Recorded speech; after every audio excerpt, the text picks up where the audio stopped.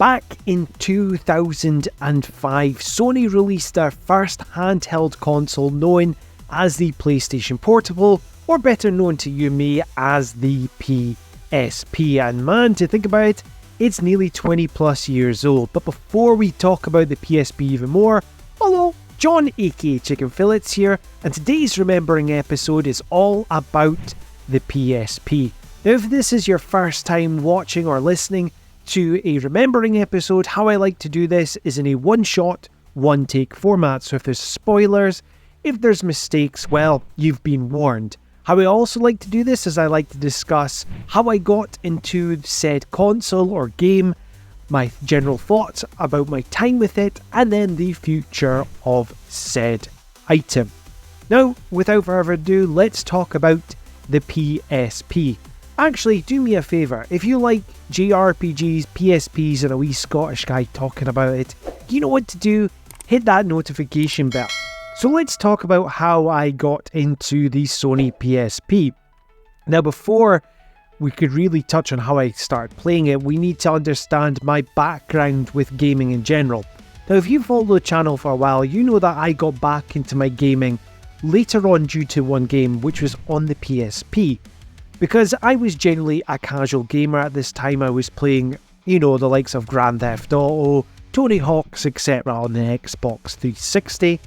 But at this time, during my lunch breaks at work, I was generally playing the likes of mobile phone games, likes of your minion rushes where essentially you're just flicking your finger on your phone, which, to be quite honest, is, if you're into those games, fine, but it's a bit of a waste of time.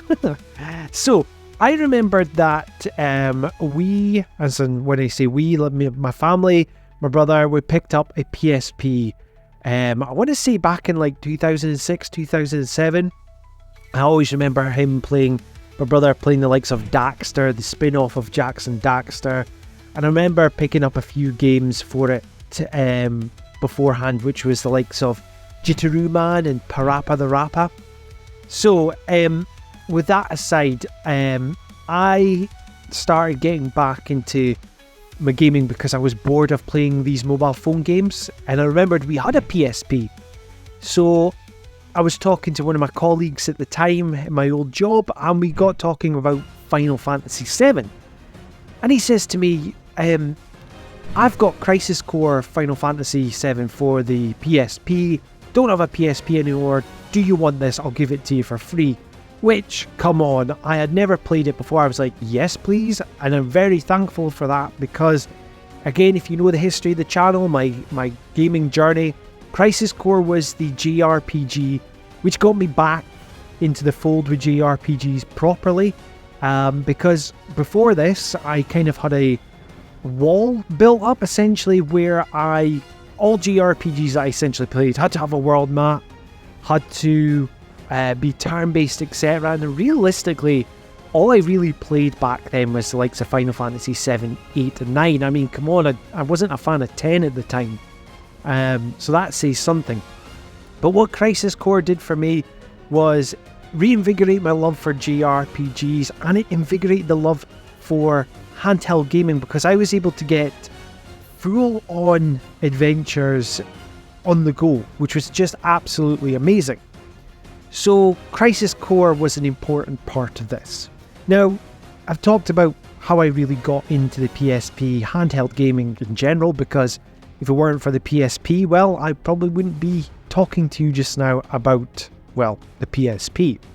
So my general time with the PSP, I absolutely loved this machine at first. It wasn't really until the PS Vita that I fully thought the handheld was the way forward for me in general, and I'll get on to that. So, with the PSP, what I mainly use this for, I got shown that you could upload your PlayStation 1 classics from the PSN to the PSP, so I put on the likes of Final Fantasy 7, 8, those JRPGs I used to play when I was younger. And then I also put on other classics that I used to play when I was younger, the likes of Crash Bandicoot 2, which is awesome, by the way. The original will always be king. Toy Story 2, the PS1 game, that is amazing. But with this being a JRPG related channel, you want to know the JRPGs that I played on this system. So I mentioned Crisis Core Final Fantasy VII, so that's an obvious, we don't need to go over that. It's an awesome game. But the other ones that I picked up was likes of Tales of Eternia. Now Tales of Eternia, if my knowledge is correct, I think it's Tales of Destiny 2 over in the States. Correct me if I'm wrong, you know what to do, leave a comment down below. But this was an amazing title. It had the 2D linear motion battle system, which was different from what I'd been used to with the likes of other Tales games, where it was more of a 3D environment. But I liked the fact that it reminded me of the PS1 classics, where you got the world map. Yes, I'm talking about world maps again. Then there was the likes of Star Ocean Second Story Evolution. Now, with Star Ocean, in the UK we have a second-hand game shop known as CEX. Now, generally JRPGs hold their value, so I had to go pay out a pretty penny for this game. Now at the time, I think it was about £20-25, and that's not really that much in comparison to what games really cost. But at the time I was like, wow, this is a PSP game, but I wanted it physical, and that game is amazing. And it kind of comes full circle now with the channel, because one of the earlier titles that I was given by Square Enix was Star Ocean Second Story R, the remake of this game, where I played as Reina in that playthrough, and it just kind of was kind of heartwarming, because I was kind of, you know, getting back to my roots with the PSP. That sounds a bit weird saying that. I also picked up the likes of Star Ocean the first one, can't remember the name of it, First Departure, that's it. So yeah, I remember getting that one, and that was pretty cool. But another one I sunk a lot of hours into now, I don't know if you can class this as JRPG, but it is related to Final Fantasy. It's Dissidia. Now, I did pick up Dissidia. Now, this is funny. Tesco in the UK, again, it's a supermarket, used to sell a lot of video games. Now, the one closest to me used to have a big video game section, and they were selling PSP games. And I remember picking up the first Dissidia on PSP and like knew nothing about it. I just saw Final Fantasy characters and thought, oh, cool. And I looked at the back and I was like, oh, ace, they're fighting each other. I could play as Zidane from Final Fantasy 9 and I could play Squall. Yeah, instant buy. Thought that was great. And that was until Dissidia Duodecim came along, and I've sunk so many hours into Duodecim. It is an absolute belter of a Final Fantasy game. If you've not played it before, honestly, it's so good. I mean, Dissidia nowadays doesn't really have a great reputation because of Dissidia NT. Going off topic slightly with Dissidia NT, I remember getting into the beta for that and being so disappointed. It was just so disappointing because I was keeping an eye on Dissidia when it was released over in the arcades in Japan, hoping that it would get ported somehow, and it was just so disappointing. But yeah, Dissidia was an amazing game, and generally there's still a lot of PSP titles I would love to pick up for the system, but they are so expensive. Whereas now I have the alternative now with the PS Vita, not the PS Vita, sorry. If I want to go down emulation, I could do it. Oh, actually, that's a point. This is another story with the PSP. So my first PSP was the PSP 1000. I think it's that model. Now, I thought I'd broke the screen on it. But what I'd actually done was I broke the plastic casing. There was a big crack, and I thought, I'm not going to be able to get this repaired. So I went round to our city centre, went into the entertainment CEX again, and asked about their second-hand ones. I looked in the window, and my God, they were wanting like £100 for like a PSP which was scuffed to high heaven. So I thought, nay chance. So I went to Game Station when it was still a thing.